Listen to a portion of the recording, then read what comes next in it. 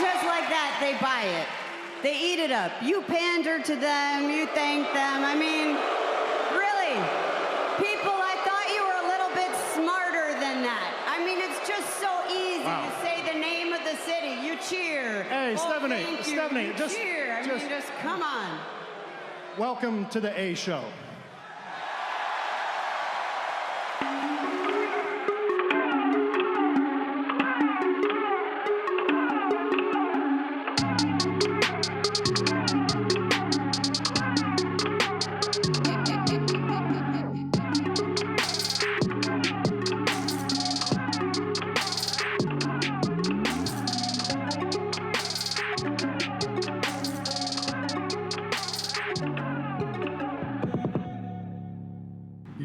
Yo. Welcome back to the A Show with the Kings of Pro Wrestling Podcasts with myself, Justin, and Meelz. And I want to let you guys know this episode is powered by the Popeye Spicy Chicken Sandwich. Oh, is it? You've had it? All right. Powered. I literally just had the last bite before we hit record on the show.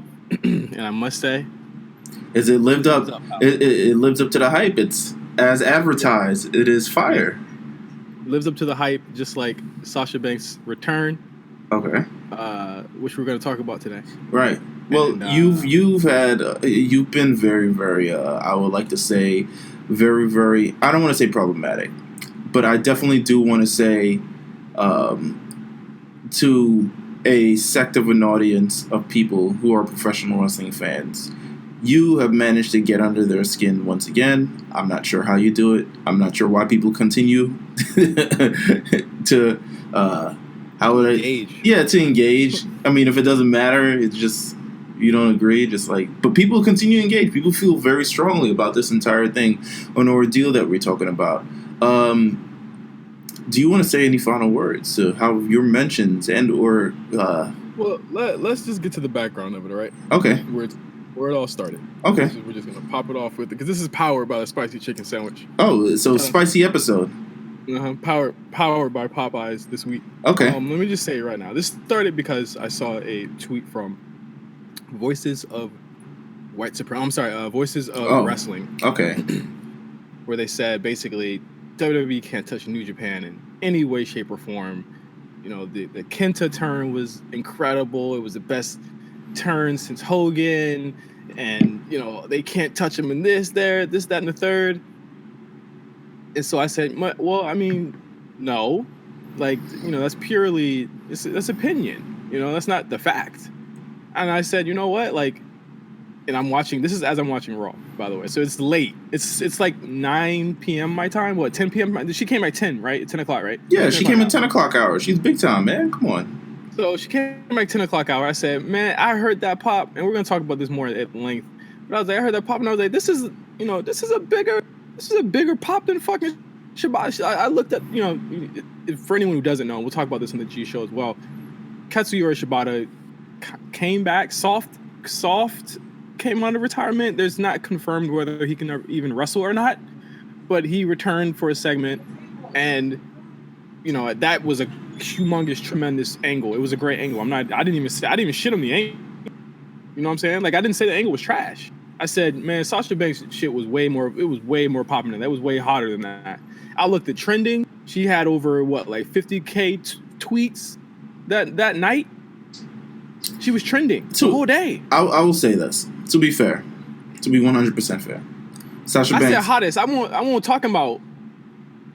I want before you go. People was bringing up he almost died, this, that, and the third. I mean, why this means more. I didn't say none of that. I didn't deny any of that. I let them run with it. Sure. I pretty much let them for a whole night, for a whole day. I didn't respond to a lot of the whatever I saw.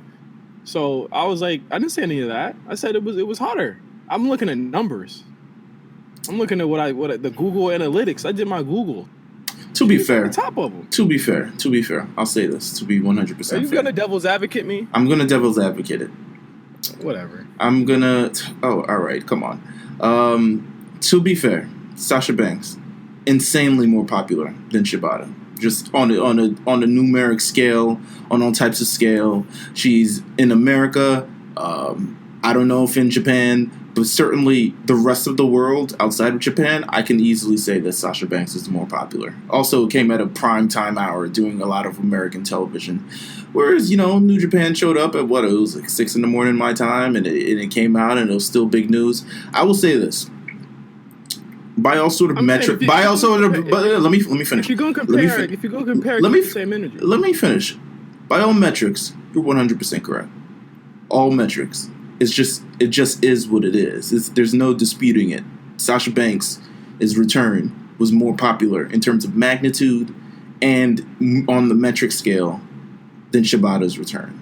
In terms of what meant more, I think that's more subjective, and I think people can argue that. But at the same time, if you're saying, listen, I'm just arguing numbers, baby, and you look at the numbers, and there it is. There it is. And once again, yes, we will get into Sasha Banks, the finale, the final road, the series finale of Sasha Banks Watch later in this episode. But yes, my man Justin Davis once again stirred up the people. Well, a shit stirrer, they call you. Fuck them. It's this crazy. Like, I don't even think that these people that have were attacking me, I don't think these people are fans at all. Like, I don't. Like, how do they consume this? How do they consume this product as something that innocuous and harmless got them upset for hours, like 12, 24 hours? I was like, don't y'all got something better to do? I don't know. No, they don't. They don't. Like, but you know what they said about me didn't matter. I'm gonna tell you what bothered me. Sure. What bothered me was the amount of people who got caught in the crossfire of something that they had no clue. Like, and I just want to shout out my man Cornell, who works down at the PC in Orlando. Makes great video, great work. All the things that he does, the series for Tommaso Ciampa, the backstage things, bringing a human element to the whole professional wrestling world. He does a great job at everything that he does. Yeah, and it's like he's doing something that what y'all are doing on Twitter or whatever. You can say he stooged his way to a job, which he didn't. You can say that he did whatever. He's doing great work. He's doing something better than being on Twitter, being shitting on him for no reason. I don't even talk about, other people in that type of manner here. Like, just this as far as me just bringing up a name like Cornell. But he's somebody that's always shown me love. He's shown the show love. I just had to, and I took an aside where I said, this is somebody that worked hard. You should be celebrating him. We're talking about two people, again, who don't know us. We don't know them. It was a small, simple tweet. You're bringing in real life implications here. Right. I don't care if you're saying that I want to work for it. Trust me, my job is far better than that. You're talking about Cornell, who has the I don't want a job at WWE. Let's just be clear. I don't want a job there. You know what I'm saying? Cornell wanted it and he got it. What is wrong with that? What's wrong with that? There's nothing wrong with that. I have no idea of the implications of all this moving forward, but I'll say once again, Justin Davis, the most hated man on the internet. I've said this so many times. One day, it's going to be like the mystery of who ran over Stone Cold, and everyone's going to be a suspect. I swear to God. Well, you talk about that, and people talk about they hate me and all this other stuff. Well, I love you, all right? I don't hate any of y'all. Even the people from Europe. It's all people from Europe too, which is the crazy part. It's never anyone from America. Is it people from Sweden? You know how they feel about feel about a couple people. You know what I'm saying? It might be a little Swedish. You know what I'm saying? Yeah, I saw an Australian, and I already know how Australia is, so that didn't surprise me. Oh, well, all right. Well, let's not cut off a swath of our fans. Australian A-show fan base. A-show Australia. Right. You never know. We might be there. You never send in the hot takes about what I said. Send in the hot takes about it. About what I said. Feel free to do that. Once again, the link is in the bio. Let's get into the business for the week because we got a whole bunch of stuff to get into. Absolutely. G1 finale. Of course, we have the G show with myself and Cyrus dropping the final episode of this year dropping on Saturday. So be on the lookout for that. But the G1 finale did happen this week with Kota Ibushi winning the whole damn thing. The whole shebang-a-bang, man. Come on. No. I thought it was fantastic. I thought it's an interesting story to tell. I thought, you seen his rise and his trajectory throughout New Japan. Even just a few years ago, he was maybe flirting of, doing things outside of New Japan. We saw him in the Cruiserweight Classic a couple years ago. He had a few shots on NXT. He was potentially wondering, like, is this guy moving? And then now you look 2 years later, the mass exodus of New Japan for people moving to AEW. And, he's here. He's Kota Ibushi. Now perfect time. It comes when it's time, right? He's heading to Wrestle Kingdom. Is it 14 now? Yes. Heading to Wrestle Kingdom 14 to fight for the IWGP Championship. Look how far I have come since in the 95 episodes of the A Show. Look how far I have never even mentioned. You would have never even mentioned. Boy, I would have been like, what? G1? When was it? Get shit out of here, man. Oh, my God. Here, man. Well, I'm sure you guys will talk about it much more in full length and full on the G Show this week, so I don't want to, muddy over it, but I think we'd be remiss if we didn't mention it. And also, the other events. You know what? The other events with Kenta joining the club that may not have mattered as much as the one that does matter. They're not the original club. They're not the original. They're not the only club that matters, but they are a club. Joining that and a whole bunch of other things. You know what I say to that? I say tune into the G Show this Saturday, and you will get all the answers that you need. I love that synergy. I like that. I like the show synergy there. Listen, this is what we do. This is what we do. Next up, WWE on Monday night announced the return of the King of the Ring tournament. We have not seen this tournament since 2015, Meelz. Yes. First time back. One of my favorites won it. Bad News Barrett. And now he was your favorite? I love Bad News Barrett. I love you know what's weird? He wasn't particularly showy. But for some reasons, I could listen to him talk forever. That's all I can say. I can listen to him talk forever. He was on, I remember at once, I think he used to do commentary for NXT or FCW or something like that, and I thought that was a way better role for him than actually, getting out there. But, to me, he wasn't particularly bad. I love Bad News Barrett. King Barrett, but King of the Ring, I'm not mad at it. But here's the thing about King of the Ring. I think the way that tournaments have transformed to the general public and how people absorb it and things like that, I think King of the Ring should be have transformed to a 2019 tournament. I'm talking about people, similar to, I wouldn't say similar to the G1, but things certainly like the G1. If King of the Ring was its own show, I would say this is fantastic. But yeah, well, the thing that would stop that from happening is the fact that G1 is it's numbers based, and with a company that is on TV for most of the week, that would be really hard for people to follow on both shows. Where it's who's got this amount, who's got this amount. I would have.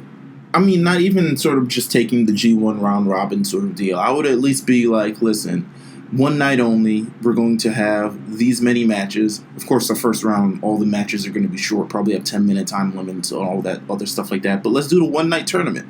Let's do it. Let's, or at least a two-night, I don't know. Not actually one night. But, 2 nights would be cool. 2 nights would be cool, but They did that with NXT UK, remember? Yeah, well, yes. That's actually true. So, yeah, I think it should be a multi-night tournament or a one-night tournament or something just classic, just on the network itself. I think that's the way you get people in and get people absorbed and all this other stuff. But, I'm sure they've got plenty of storyline purposes that they care about the show, and they just don't want to have people having fire matches for no fucking reason. So, here are the 16 people that will be a part of it, and this starts next week. It's going to be a 2-night event with the semifinals will be taking place, I believe, in Madison Square Garden, which was just announced on the 8th and 9th. That was the big draw. Remember, people were asking why is it why is it on SmackDown and Raw both those nights? This is the reason why, because it's King of the Ring. I'm not excited for the semifinals. Give me the finals on Raw. That's where I'm going. Well, the finals will end at Clash of Champions. Okay. All right. Yeah. All right. Here are the 16 stars who will be taking part in it. On the SmackDown side, on the Raw side, you have The Miz, Ricochet, Drew McIntyre, Wait a minute. This is all like mixed up. It's not even in order here. Oh. Well, here's the 16 people that take part in it. Sure. Miz, Ricochet, Drew McIntyre, Ali, Kevin Owens, Chad Gable, Andrade, Shelton Benjamin, Sami Zayn, Cedric Alexander, Baron Corbin, Apollo Crews, Buddy Murphy, Cesaro, Elias, and Samoa Joe. I look at these 16 people who are in this, and I look at a company that has a wealth of fucking talent. All of these guys can go. People hate Baron Corbin. I think that with paired up with the right person, I think they could have a really good match too. And you need to have somebody like him to play spoiler. So I'm looking at this. I want to know who are your instant contenders. You already know how I feel about this. I know how you feel. I'm assuming it's Andrade. Well, here's the thing. It always goes to a heel. Right. And I think that if anyone... 94% of the time it's going to a heel. Yeah, like, it's always going to a heel.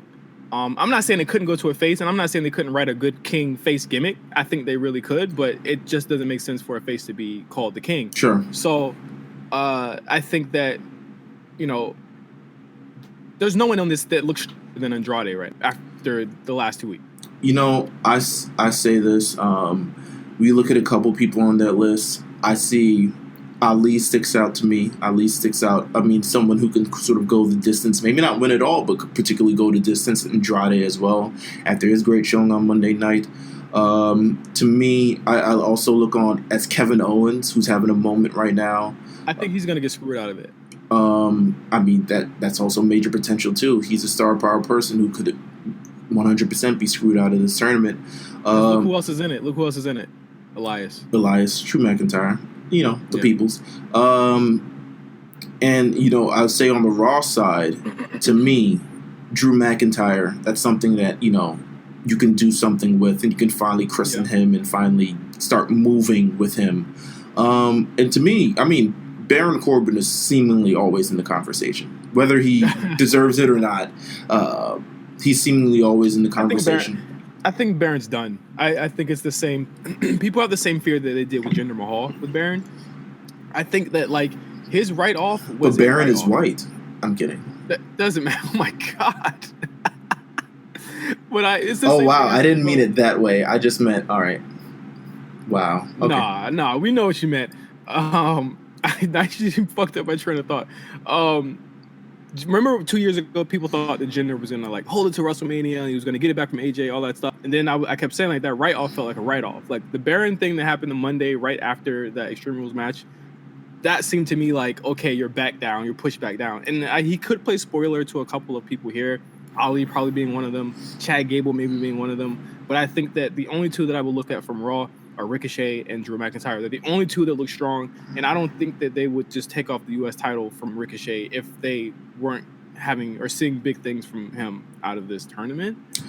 SmackDown, obviously you have Elias, which would be gold, right? And Kevin Owens. That was it. Let me reiterate this comment for a second.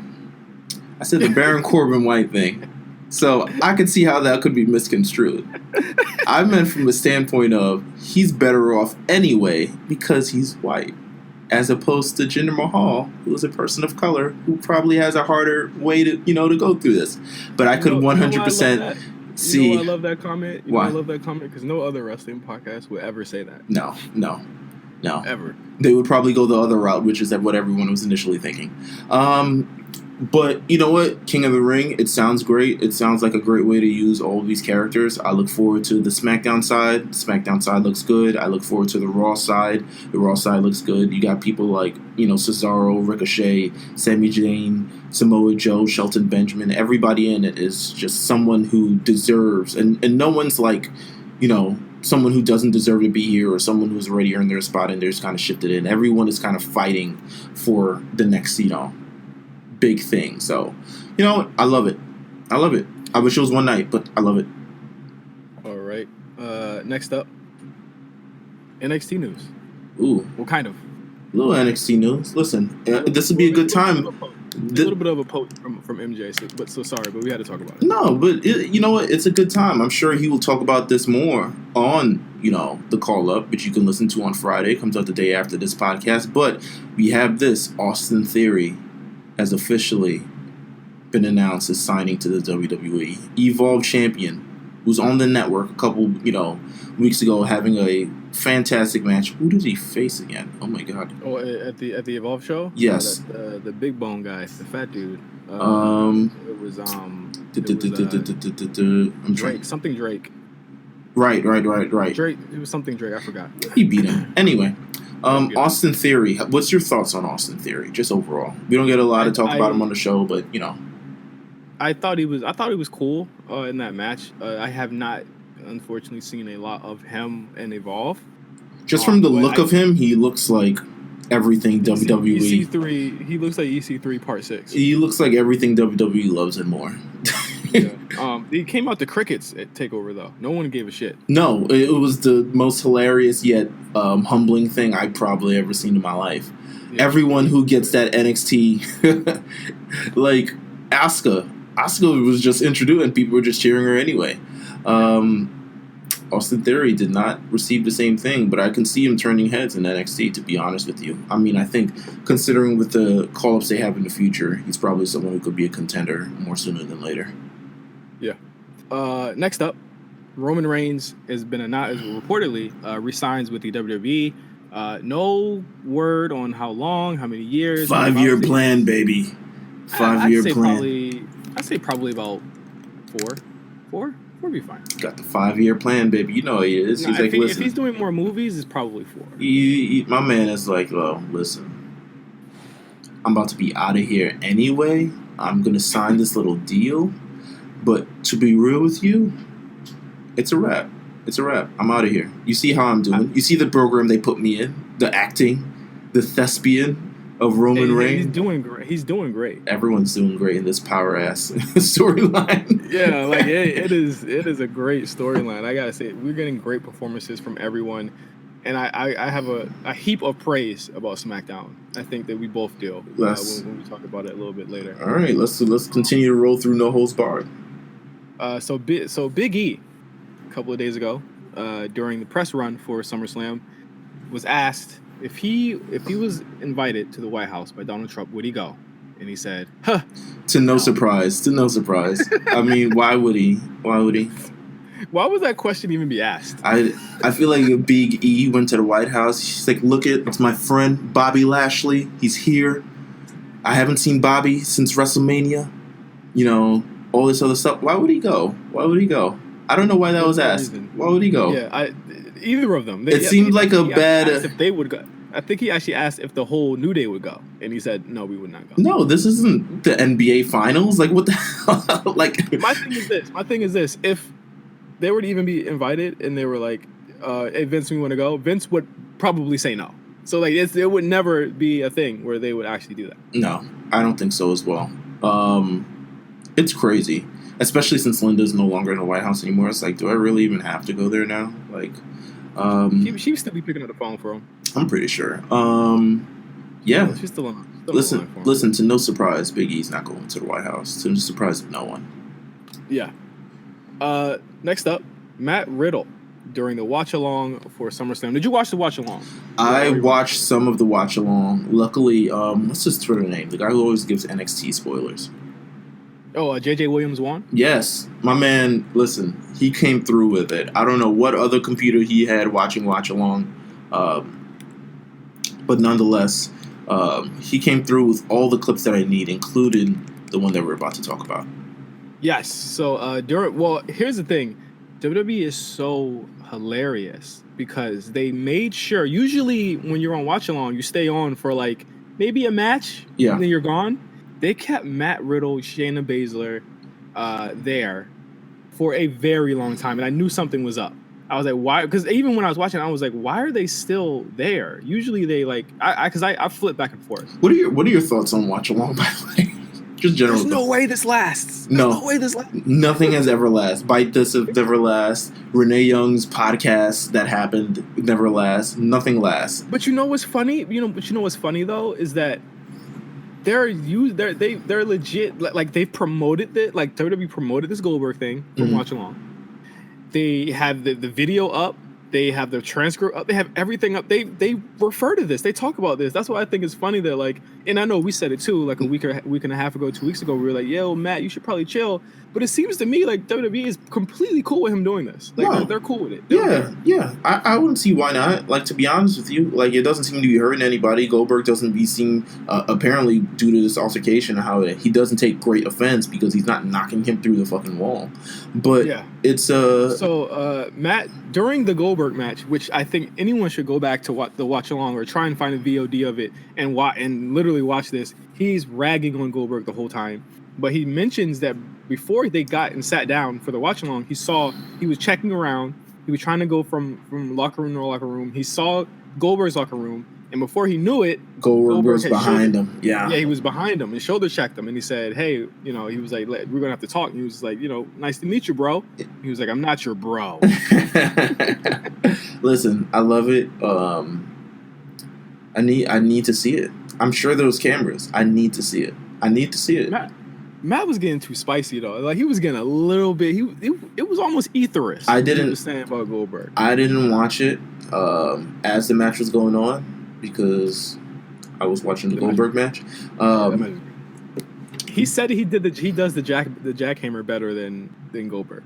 That's hilarious. I don't know. Watch along is funny. Watch along is obviously to capitalize on the fact that so many kids now are just watching people play video games as opposed to watching video games and or playing video games themselves. Yeah. So to me, it's a great way to continue to stay current and sort of up on the trends on the internet. But also, like, this feels like if I'm a talent and I'm booked for watch along, I'm just like, really? I can't just watch it somewhere else. Yeah, like nope. Do I want to watch it at all? Right. I mean, I'm sure they do great work on that, show. I'm sure they provide catering, they provide microphones, they provide comfortable seating, and they kind of roll everybody out. But yeah, I don't know.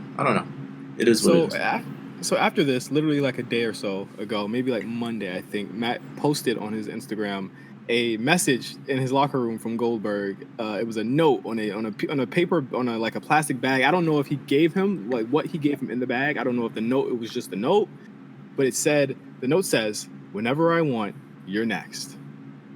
Wow. This is not your bro. No, not your bro, Goldberg. This is great long-term booking. I you know what? I like it. Because it's, you know why I like it? Because at first I wasn't sure if Goldberg was in on it. Now I'm 100% sure he's in on it. I'm sure too. I mean, I think that makes it more fun. I think that makes it way more fun. I do think they did talk. I do think that he probably asked them what it was all about. I'm just working you, bro. Yeah, and I do think that, there is something. I think Vince probably likes this shit. I'll be honest with you. Yeah. He spells Goldberg wrong on this. I'm pretty sure Matt Riddle wrote this. Did he? I feel like Goldberg is spelled wrong at the end. It says not your bro, Goldberg. Oh wow. Was he trolling? It may be. Did I fall for it? I mean, listen. You're not the only one. Oh, okay. Well, that's no holds barred for this week. Let's talk about SummerSlam, just in broad strokes. Yeah. So, really good show. I thought it was a very solid show. Really good, I would say. Yeah, really good. It's the same thing. Yeah. I didn't say great. All right. I didn't say it wasn't a great show. I thut it was a good show. Really solid show. Yeah. I mean, I thought the matches, the top matches were really good top matches, and the mid card to lower card matches were what they were. Give me a couple of winners from the night, like people you thought, or matches you thought, or moments or whatever you thought came through and really shone strong on SummerSlam. I thought Becky Lynch and Natalya really shocked me. Yeah. I thought that was a really great match that I did not expect to be that good. I thought Ricochet and Styles probably had their best match to me on SummerSlam. And that's because they mostly got the time to do it. And with Ricochet losing, of course, to AJ Styles. I also thought that, again, you can't talk about the show without talking about Rollins and Lesnar. Like, Rollins-Lesnar was probably one of my favorite matches of the year. Yeah, it's a match of the year contender for sure. Yeah, let's say one of my favorite Seth Rollins matches ever. I think that I think this match made that belt. Honestly, I think I've never felt the urgency, the passion, the story behind the Universal title. Like, it's just been like a big ass red belt that all of the part timers got. You know, it's been the Brock Lesnar belt, of course. Yeah, and I think they did a lot. They went a long way into making that Seth's belt on Sunday. They made a long way into redoing and kind of. You were genuinely surprised. You were genuinely surprised when he won. I thought I was. I said it last week. I thought he was going to lose. And I was like, I don't know who Brock gets next. And when they shock, sometimes it's good to get a shock. Because I don't, and again, it's like, people say they hate Seth all day, but like, look at the reaction that they're having to this, you know? I think Seth put in the work. I love the story. Can we talk about the psychology behind this match? In that Rollins and Lesnar have gone against each other so many times, that he knew all of the counters. And I love that story because it was like, this is like, he exposed Brock as someone who only had one move, or he only goes to one thing. Seth Rollins may have been the most athletic person that Brock Lesnar has ever faced up to par, and he kind of showed that throughout this entire match. And once again, as you noted, as you mentioned, these two have not just fought recently; they've been fighting for years. Whether it's been on and off, whether it's been quick situations, whether it's been slow situations, but this kind of came to a full head at SummerSlam. To me,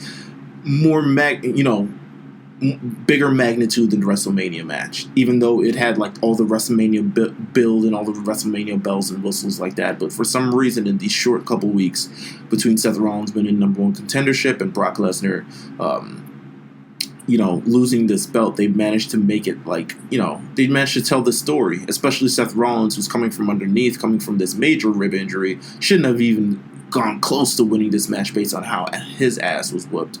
And we thought it was over off of that. Yeah. I was like, it's going to be quick because he already beat him up. You know he just wrote him off. I mean, this is what Brock Lesnar does. He beats people up, and then, you really have no excuse if he loses.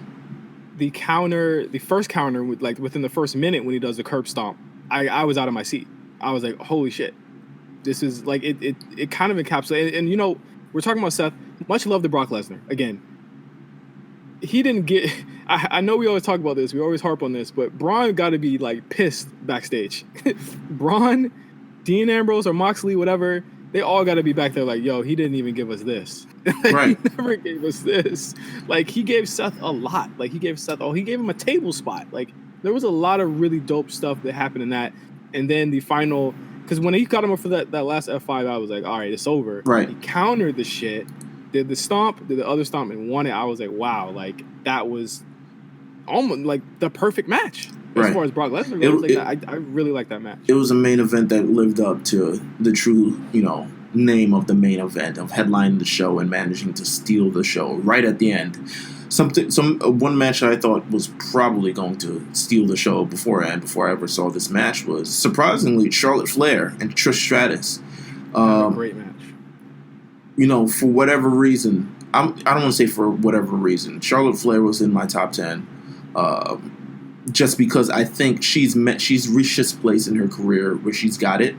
I think she knows what her character is. I think she knows how to move in the ring. I think she knows how to, to sort of do everything, to play her role and play her character. She knows how to sell. She knows how to, make the comeback. She knows how to cut that off. She's really working at a high level right now. Mm-hmm. And the way Trish Stratus sort of coming from underneath and sort of telling this entire story and Charlotte Flair really beating it down into her, and Trish Stratus coming and showing off some moves. I mean, Trish Stratus pulling out the figure eight. I think that was a fantastic spot. The psychology behind that was great too, in that her leg was already fucked up. So right. She couldn't even hold it. She couldn't hold it the way that Charlotte could. And I love that they had Move Stealer on this whole match. Move Stealer, listen, a trademark of the Attitude Era. I thought it was fantastic. I thought when they hit that Hurricane off the top rope, that really changed the tide of the match, because it kind of showed that Trish Stratus was really willing to put everything on the line. It wasn't just a part-timer who's showing up and kind of wrestling this match and playing it safe. It's like, I got one more, but she's kind of putting it all out there and putting it all on the line. I think Charlotte Flair and Trish Stratus had, in terms of just the women, and maybe even the men too, one of the best matches of the year. I mean, it's really, really up there. No. Candice EO. No. I would say, I'm talking about in WWE main roster, because I can count a handful. I can count, Sasha Banks and Ronda Rousey. I thought that was excellent too. I thought Becky versus Asuka, I thought that was excellent as well. This match to me is kind of in that vein and kind of in that conversation as well. Yeah, I mean, if we're talking about the swath of the whole brand, and I know, again, this is a slight poach. The Candice Io match was a slapper. Candice Io, listen, tune in. I'm sure MJ is going to, he's going to talk about it. But I do we agree on that match? I really like that match. I love that match. I loved it. You want to talk about Bray Wyatt / The Fiend, that debut? Well, yeah, we have to, because he appears at no other point this week apparently. That's fine. I'm cool with that. The Fiend, Bray Wyatt. The presentation, I'll say, they've gone out their way. They've invested in this for multiple weeks, multiple months at this point. The presentation of the debut of The Fiend, Bray Wyatt, lived up to the expectations and more. From the theme, it was just, if you could have been on the timeline, like, it's one of those you had to be there moment. Where it was like everyone was just mouth agape, like, could not. I even think the GIF accounts had stopped for like a second, because it's so you had to take it in. Moment. Yeah, we've never seen we haven't seen a moment or a debut like that in quite some times. And this is someone that we know all of his moves. Like, when the bell rang and he started doing the moves, I was like, oh yeah, it's Bray. Like, because it was a complete redesign, right? To a level that we've never seen before. A repackage in a way that they haven't invested this much into a repackage, I think, in quite some time. I mean, new music, new entrants, new toys, new everything, new finisher, they took sort of the character that was Bray Wyatt that essentially had become stale just based on we've seen all that he can do. They kind of retread the same gimmick as they work with him over and over again, and I'm sure it'll happen again. I'm sure the next time we see Bray Wyatt, he's going to attack someone out of nowhere, and that's going to be how the feud starts, because that's how all Bray Wyatt feud starts. But they really, the presentation and the stage that this was on, fantastic. Not too much about a match. I mean, it was a squash, as we kind of predicted, against Finn Balor, who I wouldn't say it's squash. I would say it was a very short match. It was a long squash. I mean, I think 3 minutes. Nah, but I think Finn got some moves in. He got some moves in. He got some offense in. I think it was just a really short match. But quite honestly, isn't that for the best?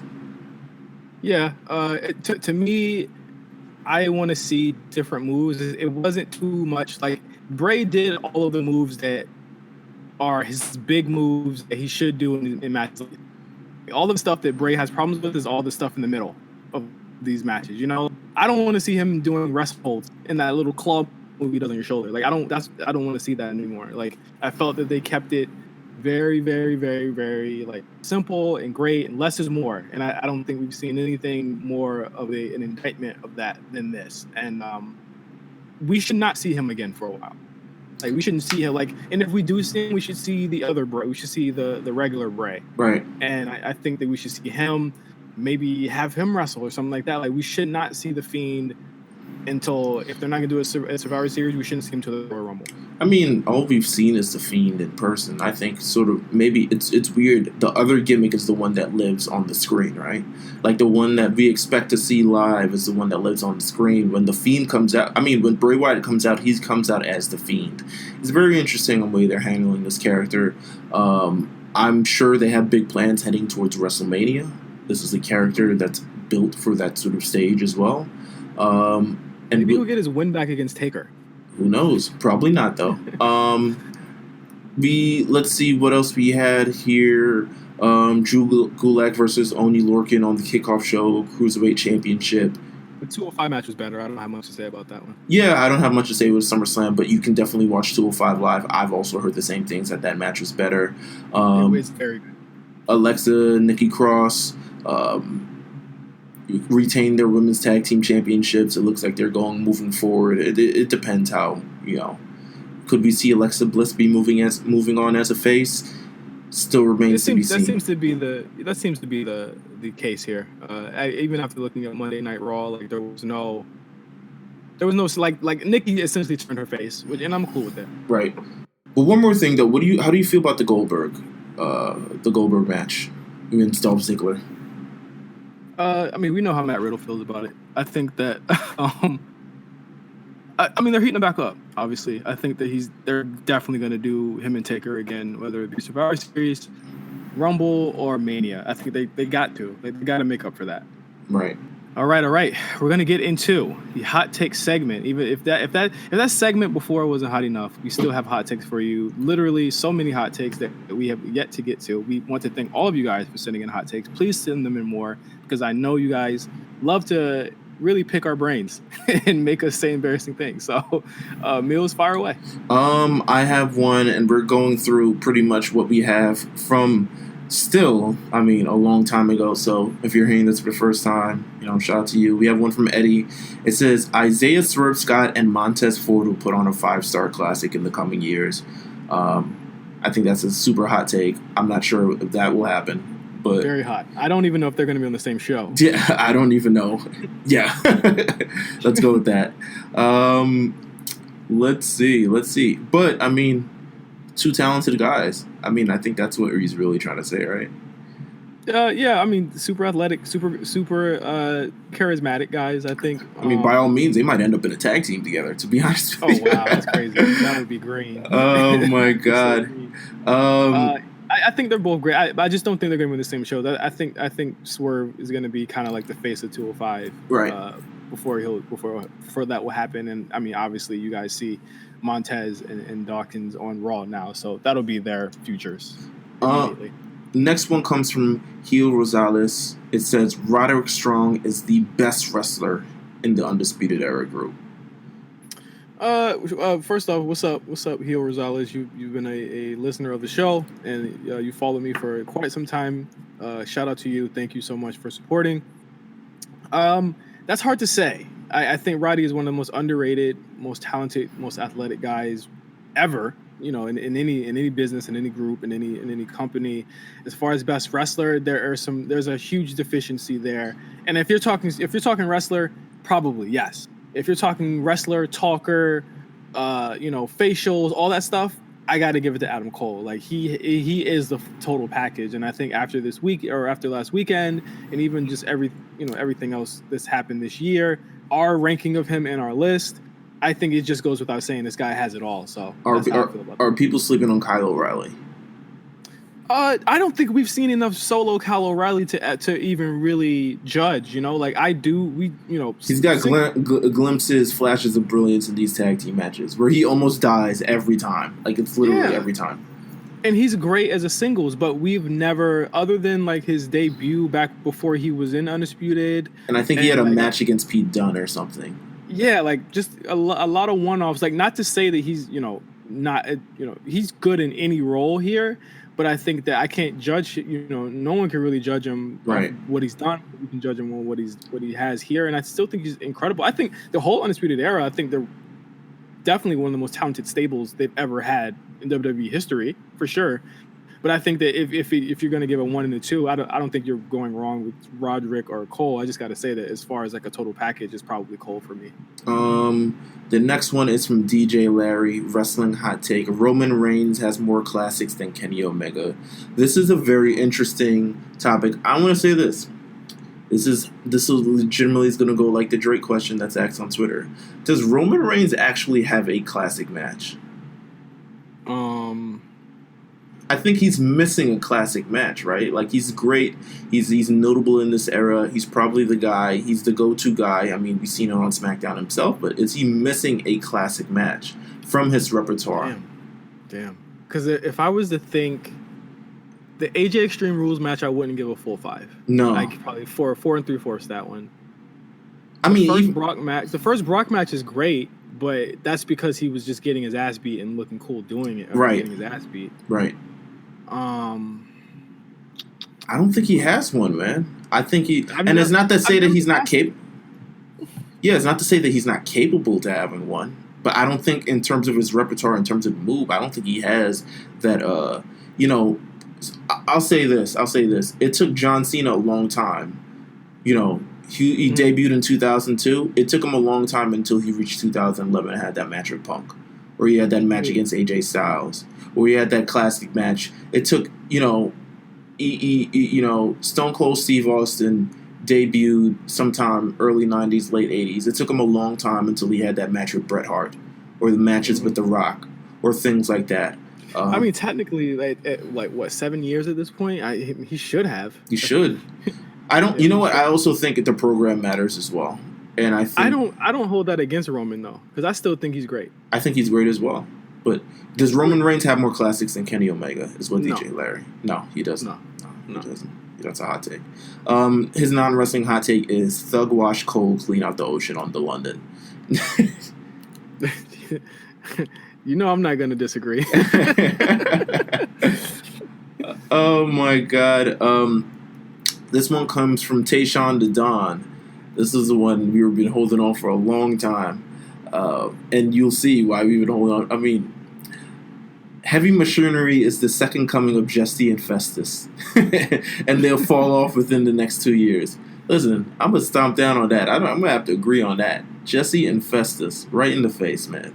Listen. Where are they, by the way? Heavy Machinery or Jesse and Festus? No, Heavy Machinery, where are they? Heavy Machinery? I don't know. They catering? What? I mean, watch along? like we know the Usos couldn't get to Canada, but actually, I actually think they were on watch along.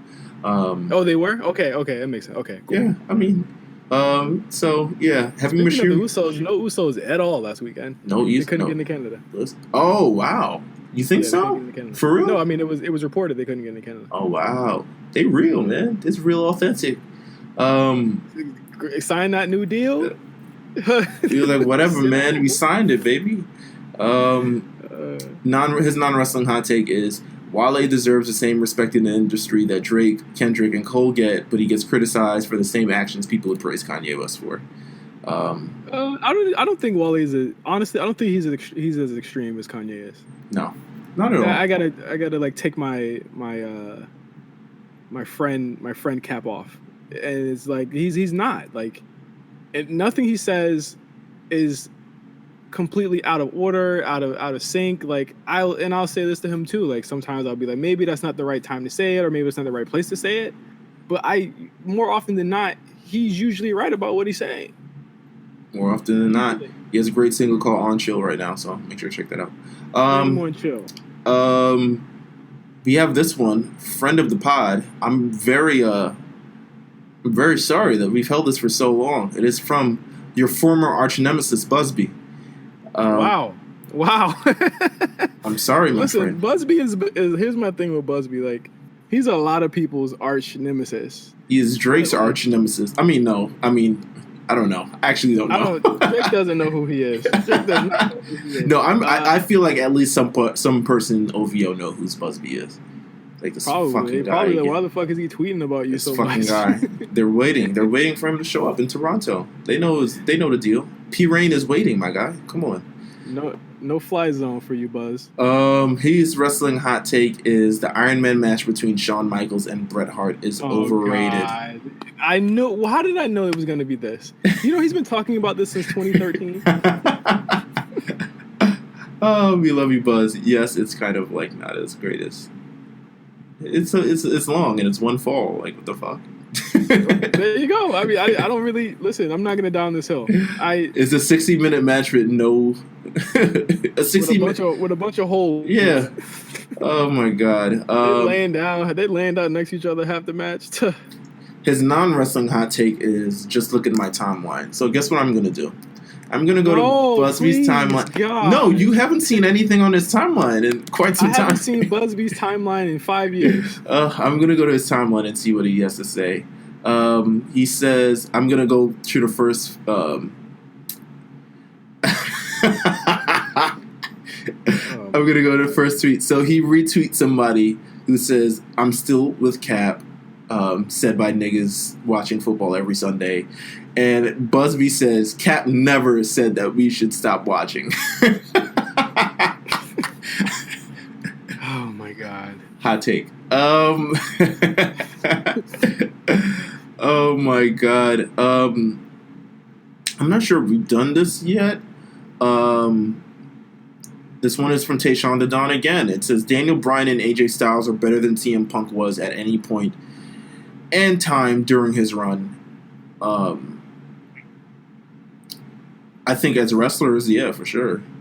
Well, I think Daniel right now, I think he's far surpassed Punk, honestly.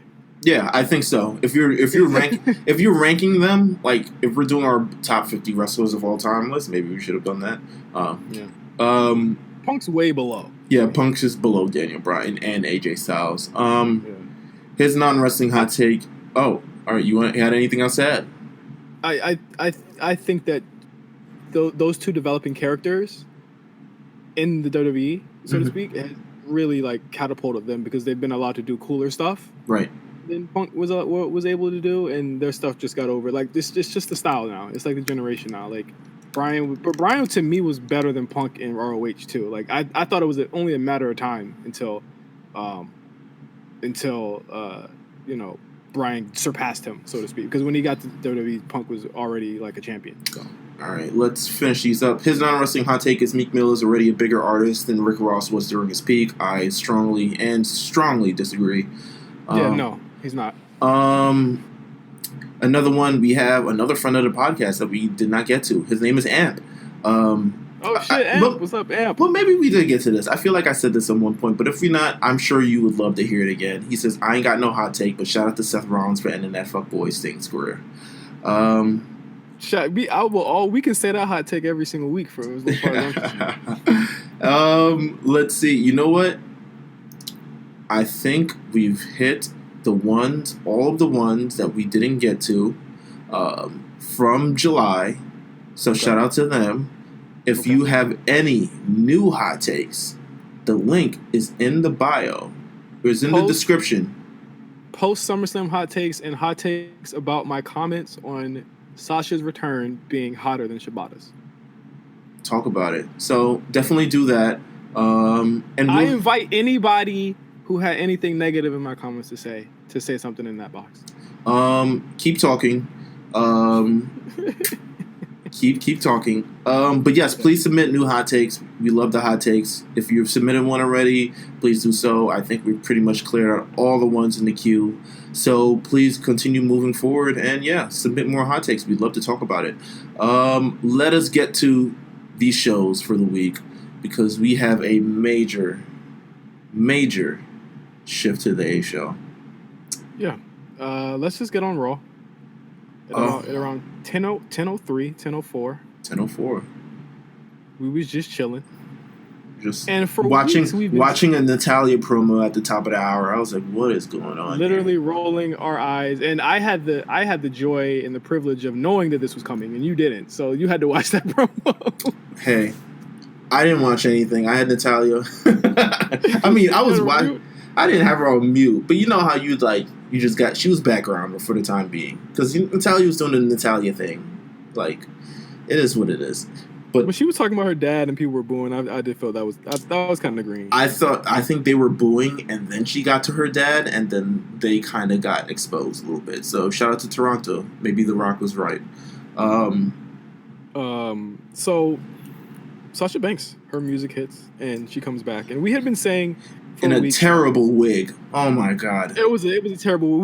I knew something was, and I didn't know the comments or the conversation around the wig, but I was like, something's going on with that wig because it looks like she was wearing cousin clothes. She showed up. She walked down, hugged a few a little chilling up in the front. She gave that good little Michelle Obama hug where you close your eyes and it's warm and everything like that. She steps in the ring. She comes face to face with Natalia. A hug to Natalia. Says, hey girl, I got your back. I'm back now. The boss is back. Goes to reach for a microphone. Bam! Didn't see it coming. Natalia gets knocked out. Gives her a club punch. The old Jamie Foxx club punch. Pulls off her club wig and blue hair. I mean, alright, so listen, this is what we have to truly get to. This is the finale of Sasha Banks Watch. Yeah, we watched her. We watched for weeks. Listen, we heard the news. This has been one of our longest running segments ever. I mean, quite frankly, since after WrestleMania, hearing the speculation.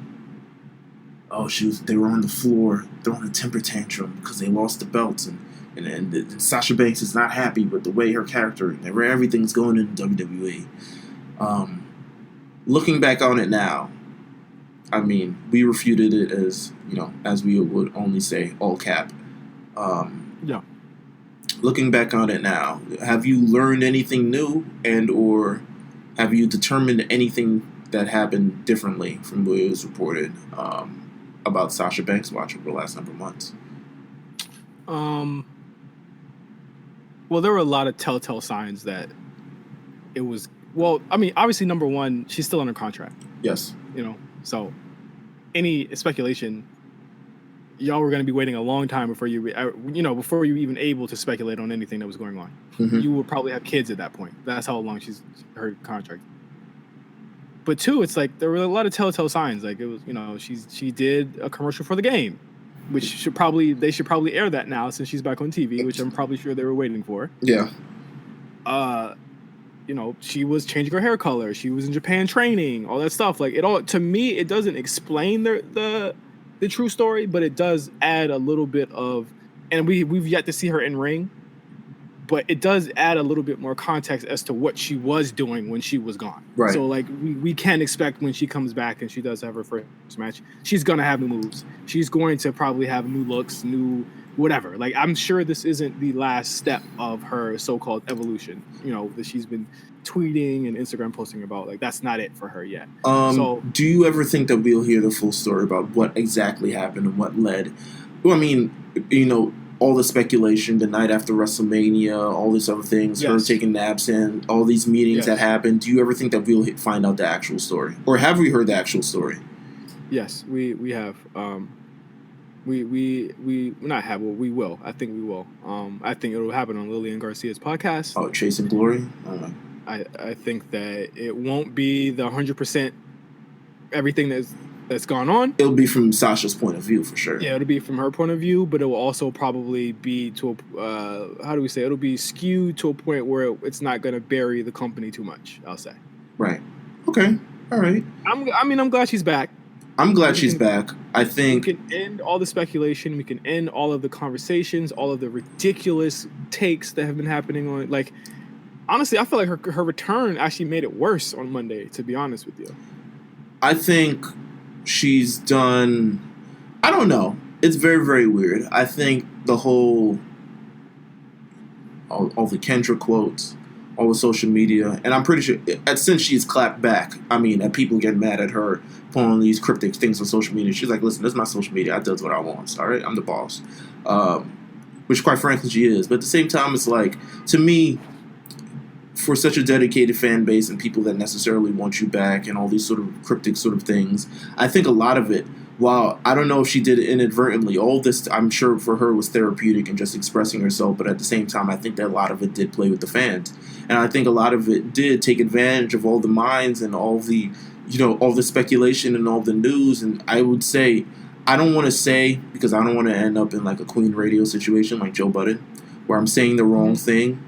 But I do think, like, a lot of her comments 100% swayed people a certain way and or manipulated a lot of wrestling fans in terms of them buying in to or building up these narratives around things that never happened or thing happened just based on the things that she has said and the things that she had posted and people reading into a lot of things. And she never said anything on the record about why she was gone. Right. She just posted. She just lived her life. Like she just literally lived her life. It did get kind of annoying when she was like tweeting about AEW and shit like that, where it's like, all right, like, what are you doing? But essentially, at the end of the day, she's back. Becky seems to be the direction. How do you feel about that? We've been saying this for months that Becky needs somebody to dance with.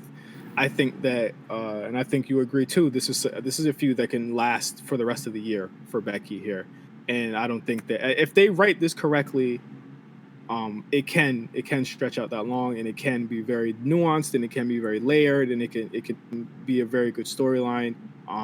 They needed Sasha. Let's be clear. Raw needed it. I'm excited for Monday. I'm excited for Monday as well. Yeah. I want to see where this women's division goes with Sasha back in it, without Bayley, on her own, seemingly as a heel again. She's at her full strength. I mean, Sasha Banks is a heel. We talked about her since she debuted in 2015. That's 4 years ago. She's been a face, and it's been the situation where they've hinted at possibly turning her heel, especially last year or earlier. I think it was last year. God damn, how long did that Bayley program go? When they were fighting in the locker room. Yeah. It was last year, hinting at her turning heel or something along those lines, and they sort of kept them together. But to me, in terms of the definition of Sasha Banks, for the things that we've seen in NXT, the things that we've seen now, she's had a great career thus far as a face. Has she had the career that she's wanted? Probably not. But also, I think there are various characters in WWE whose best runs didn't happen as a face because just they were at their best as a heel. I think Sasha Banks as the boss, as the heel, is her at her full strength, is her at her full creativity, is utilizing her in a way. I think she handles losing a lot better as a heel than she does as a face, to be honest with you. I can't wait to see the rest, man. I'm so looking forward to it. I'm not a fan of the blue hair, but it is what it is. Like, whatever. I don't think we're done with the transformation, so to speak. I think we might see more of it. I hope we're not, because I don't know that blue hair, man. It's kind of, I think the blue's staying. I'm sure the blue is staying, but I'm not a fan of it. I like the purple, but it is a departure. Her cousin is Snoop Dogg. This is true. The blue carpet treatment. Other things that happen on Raw. Andrade versus Rey Mysterio. 2 out of 3 falls, Matt. 2 out of 3 falls? Why did that happen? Oh, my God. Not that it was bad, but I was just like, whoa, okay.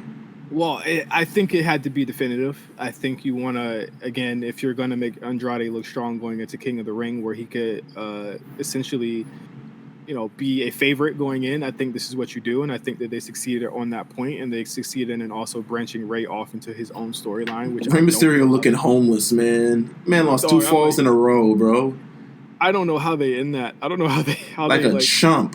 I'm sure he's great on losing to Andrade because he just wants to put over the next generation of talent, but my God. Yeah. Do you think he's up next for The Fiend? Probably. I mean, I you know what?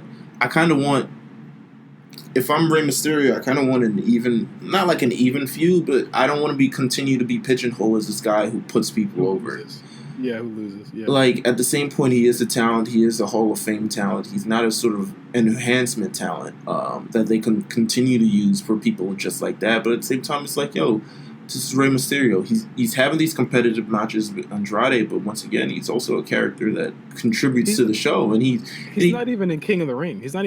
Yeah, and the same thing is like Rey Mysterio is still insanely popular, and it's not that I have a particular problem with anything that happens, but I think, if I'm Rey Mysterio, I don't want to be constantly looked at as an enhancement talent. I think he got beat up by, I think he got beat up by, like, Drew McIntyre a couple of weeks ago. Like, something like that. Like, it was Bobby Lashley. The man got, like, tossed by Samoa Joe at WrestleMania. Like, is this what he really came back for? He was injured at Mania. So, that, to be fair, he was injured at Mania. I'm like, really? Is this what he came back for? But, it is what it is. Andrade, big win. Yeah, big sweep for him. They seem like, I know Meelz, again, you spoke this into existence. You said, what are they going to do with him? Are they doing anything with him? Looks like they are doing something with him now. Also, getting a win on Raw is kind of crazy. He is not a Raw superstar. No. It's a very rare... If you think about the wild card, like when I think about it, it's very rare that the wild carded guy actually wins the match. So to me, that's big too. Also, did you notice that they've kind of calmed it down? Oh yeah, of course. I mean, it still happened this week. It happened a lot this week, but they're definitely calming it down. It's very, very, very, very subdued. But we still see, the elements. We saw Elias on Raw. We saw, Andrade, Samoa Joe. No, Samoa Joe's on Raw. Samoa Joe's on Raw? What the hell are you doing on SmackDown now? All right. Is Sami Zayn on Raw? Yeah, he's on Raw too. All right. I have no idea. The only people that cross are people that have like storylines. Sure. But everyone, it's pretty, but like Raw to me was pretty contained on Monday. Yeah, I mean, little Kabuki Warrior action too. Let's get to Cedric Alexander and Drew McIntyre. Great match, fantastic match, a match that you would expect both of them to have. Drew McIntyre is taking it to the next level. I mean, Drew McIntyre, he can go. Whether people back him, that's a different story. But Drew McIntyre can go. Cedric Alexander can go. This is probably the best sort of situation for Cedric Alexander, working from under and kind of showing people the ability and the chutzpah and the stamina that he has. Drew McIntyre, just lethal, giant, towering. I am shocked that he went up for that Spanish fly from the top rope. You know, Drew McIntyre was in the Indies too. He knows. I'm shocked that he did that. But I mean, I'm more shocked that they would allow. You know, like it's unheard of. And I know that this isn't the same era, but like you're not used to seeing like little guys do that to big guys. Yeah. But I think I'm shocked that happened. But I think we need to tell these stories, right? You have a Daniel Bryan on the roster who can't be any more than 205 pounds, to be honest with you. A Rey Mysterio, continue these guys. There's great stock in little men. I'll say little men, but over the history of the company, and you continue it, you'd be amiss if you didn't tell that story, or decided to continue to sort of keep them down just because they're smaller than the other guys. Like, you know, you lose out on a lot. I think Cedric Alexander, Drew McIntyre are a fantastic match. Cedric Alexander's kind of showing out party since moving up to 205 Live, and it wouldn't be the last one that we see this week, quite honestly. Wait, he's not in King of the Ring either. Cedric Alexander? Yeah, he's not. I don't think he is. No, I think. Did I name him? Yeah, I don't know if you named him, but he's there. I think he is in King of the Ring. I'm bugging. Why did I close the tab? Yeah, he's in. He is in King of the Ring. Yeah. So that's dope. I think that's dope. From 205 to King of the Ring, all three 205 guys in King of the Ring. I think that's dope. I agree. Also, Braun Strowman returns in the main event of Raw. They had a Seth Rollins AJ Styles match, which didn't go too long. I think that's fine too. Both guys had matches the previous night. I'm pretty sure Seth was probably really banged up from all the shit that went on during that match. Braun Strowman comes out to save Seth Rollins. Seems to me that is the direction for Braun for Clash of Champions. I'm cool with this match happening one time. I am not cool with this match going into Hell in a Cell. I am not. Do not do it. What would you do? I don't know. Also, before you even forget, Paul Heyman was on the show on Raw and did mention that Brock is not getting a rematch clause, and he is not happy. Yeah, he is not happy. Put the breadcrumbs out for what you guys think that means. But yeah, I don't know what Seth will do after Clash of Champions if that does continue. But like he has to have a really good, like this is his run where he has the string of good matches, you know. Yeah. And I think that they're sorely missing out if they're just having him face either people that he's faced before or people that can't give him good matches. So like I think the Hell in a Cell match need to be somebody different. So. I think I'll talk about Hell in a Cell a little bit later on, but as far as Clash of Champions, if it's Seth versus Braun, I think it's a great match that we really haven't seen before. Seth Rollins has to climb another mountain to win this match, and then it also kind of showcases Braun Strowman in a different light that we may not have seen before. New contenders, new people. I mean, Braun Strowman is someone who, by all means, should eventually become a world champion, right? No. No? Oh, sorry. I was misspoken. Sorry. He'll have to lose. But yeah, he gonna lose anyway. How many times Big Show lost the World Last Championship, man? He the new Big Show. He know what time it is. That was the problem, is that he lost too damn much. Well, listen. Big Show's first match, he lost. Big Show was an idiot in his career. Yeah, exactly. The first thing Big Show did... But Braun isn't. The first thing Big Show did when he showed you WWF... was throw Stone Cold win a match. Oh, listen. And then at the end of the pay-per-view, we were supposed to act surprised and shocked that he showed up to help him win. Like, it didn't make any sense. Braun Strowman has come a long way. I'll say that. I'm not against him being in the main event for this show. Anything else on Raw that you want to touch on? Not really. I mean, if you like to see Stone Cold Steve Austin on Skype, that was a weird visual. Wait, let me ask this because we haven't gotten into this. I don't even think we've gotten into this at all. How do you feel about the Street Profits on Monday Night Raw?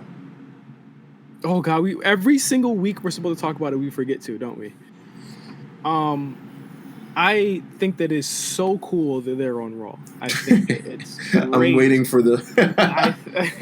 I think that it is so. And you know what? Their segment on Monday was really funny, which is funny that we're doing this now when they didn't annoy me this week. Yeah. But I have to say, I do not like the screaming, yelling, all of that stuff. Not a fan. Not the fan of the Chris Tucker. Yeah, I'm not a fan of the screaming and yelling. I thought this week when it had where D'Angelo was hungover, I thought it was really funny. I thought he was a great character. You know, he's very underrated. I know we gave him a lot of shit. Yo, fam. Yeah. Fam. I was like, bruh, could you be any more? Any more token? Yeah. Yo, fam. But again, if this is leading the way for them to be more prominent, and it's actually a cool way to introduce them, to be honest.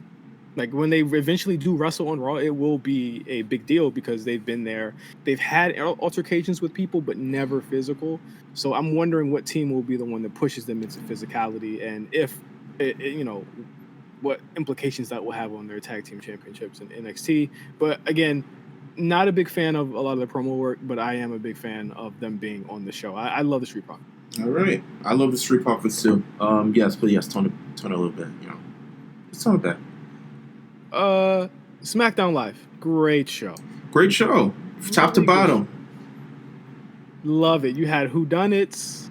I thought you had fucking great matches, all that. I thought the opening promo with Kevin Owens and Shane McMahon, and Shane McMahon fining Kevin Owens $100,000, and Kevin Owens reacting as someone who should react, who gets fined $100,000. Not like, whatever, man, I make millions of dollars. Nah. Like, he's someone like, yo, my kids. That's a down payment on a house. I was like, God. I was like, God damn. All right. Where you living, bro? That made me sad. Canada. I thought that was really good. I love again, like, this is so funny that we're having this feud 2 years later and it's like completely flipped. And, you know, we got to like kind of take KO as an everyman here. But listen, I do down payments, baby. That's everyman. I do enjoy this feud. I like the Samoa Joe match that they did between KO and Samoa Joe. I think Kevin is just on another level right now. I like the moment that they even put him in that position to run for the title. I think it's going to be the hottest angle, the hottest story. And if he's going to do it on, man, it's going to be crazy. It's going to be really, really dope. I agree. What else big? Let's talk about, I mean, we gotta get right to it. Buddy Murphy versus Roman Reigns. Listen, Buddy Murphy showing out. Roman Reigns once again, in a situation where, you know, last week we kind of scoffed at it, right? The thought of Roman Reigns versus Buddy on SummerSlam, dead ass, like.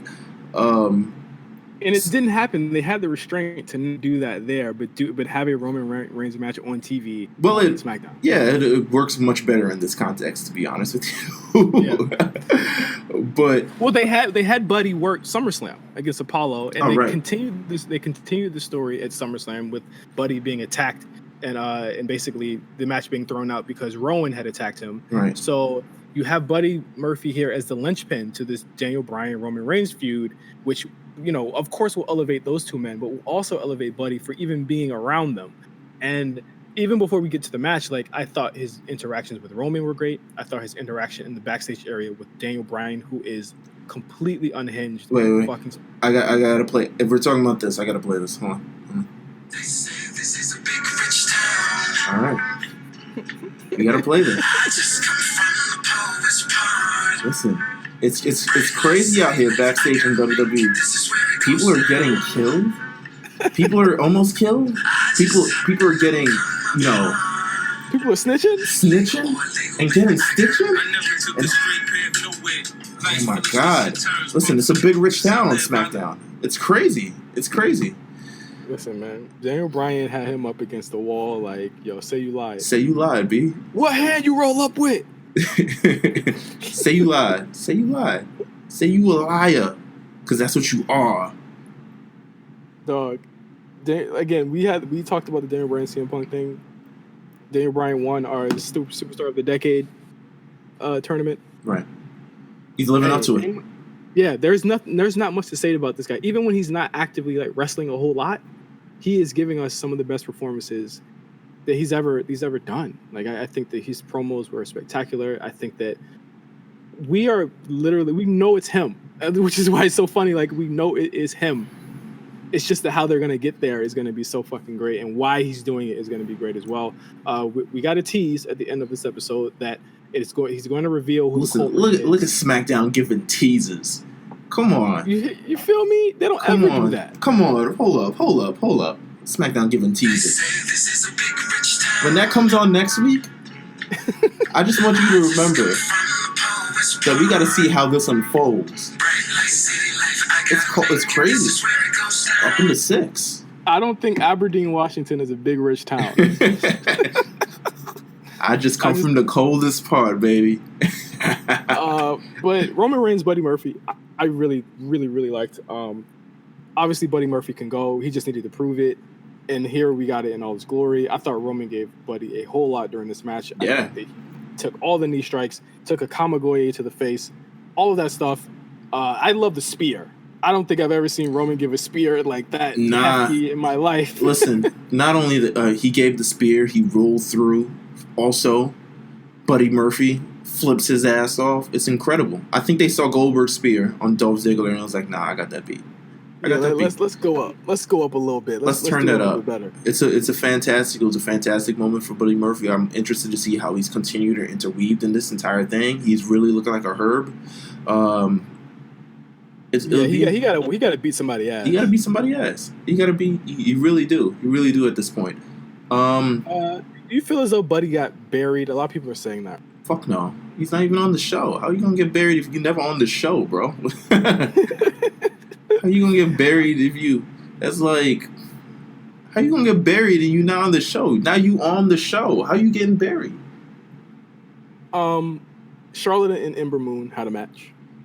Much better than the last whatever 6 seconds of fame that match was last time. Gave Ember a lot. I think they've been giving Ember a lot, even in defeat. And I think that was the story of the week, is that a lot of the people that got defeated this week, even if they're crowd favorites, fan favorites, they got a lot in defeat and they looked really good. I thought this definitely was the case here for Ember Moon.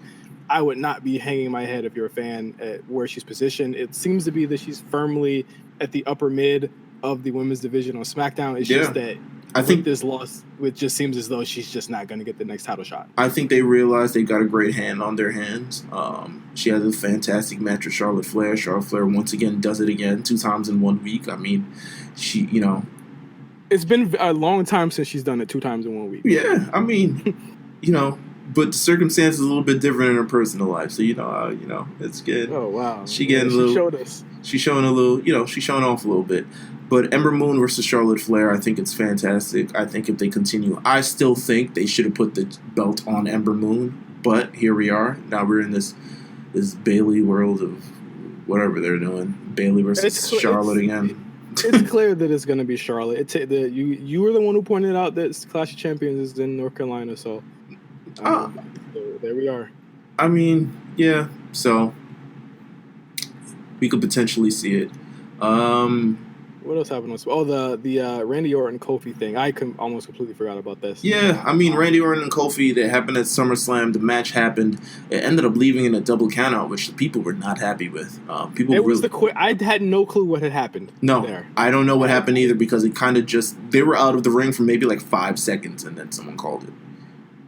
It was very, very weird. The crowd, rightfully so, should have called bullshit on it. I think they can do much better than that. I know that we didn't talk about it in our SummerSlam recap. We knew that it was going to continue here, but This 6-man tag was really actually pretty good. I love the angle afterwards where he gave everyone in the New Day an RKO. It reminded me of 2009 Randy Orton, where he just decimated people. Just disrespectful. I really disrespectful. What did he have? He had the brain thing, the anger thing. Yeah. What was it? AEW, IED. What were we talking about? Something aggressive. Something I completely forgot. I know what you're talking about. Some disorder. I mean, he was wilding out. He was wilding out. I like the Revival as his cronies here. I really do think that those three could do a lot of cool things. The only thing is, like, they're on Raw, so like, and they just beat the tag team champions. So yeah, how the fuck does that work? But I'm in on this feud now. I like it. I like it. I mean, I think we're just hitting the gear. I don't think this will end anytime soon, so people better get used to it at this point. But yeah, I mean, SmackDown was great. Raw was great.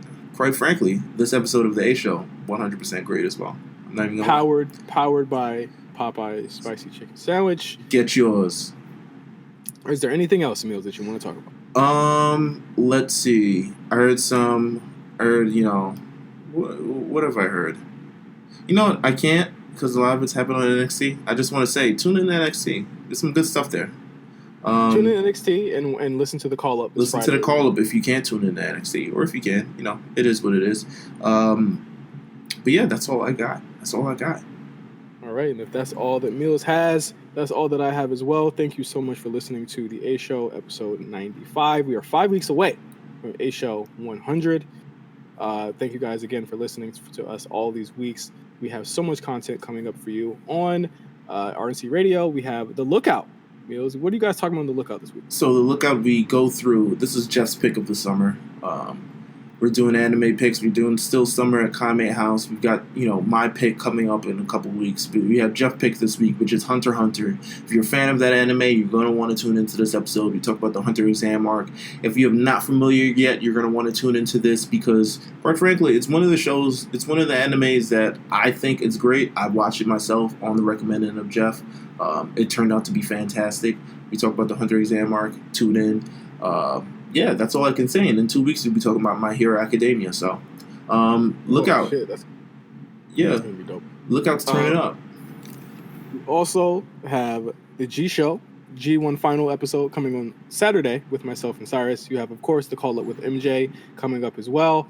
And then Friday, Late Fees is back. We have a short little 40-minute episode before we do our main. We're going into the fall season, so to speak. So we're gonna be doing an episode on Dwayne "The Rock" Johnson. Ironically, next week, but this week you do have a really cool episode from the Late Fees boys, myself included, where we talk about our favorite movies of the year so far and a couple of cool trends that we really like with the movie industry right now. And we also have a new podcast with myself and Patrick Fifi called So Help Me God. And it's all about the Righteous Gemstones TV show starring Danny McBride that is airing on HBO on Sundays. So we have more TV content for you guys. And hey, we might have a very special episode of Overly Medicated dropping as well. So be on the lookout for that. I mean, you can take a lookout too, you know what I'm saying? And you can also take a look out and hang out and comment. He's got the great drinks there, I hear. Yeah, so I've heard.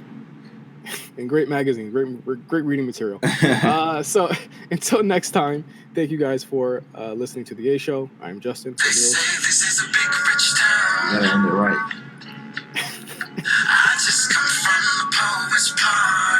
We'll see you guys next week. Oh, really? It's a big town. The A Show.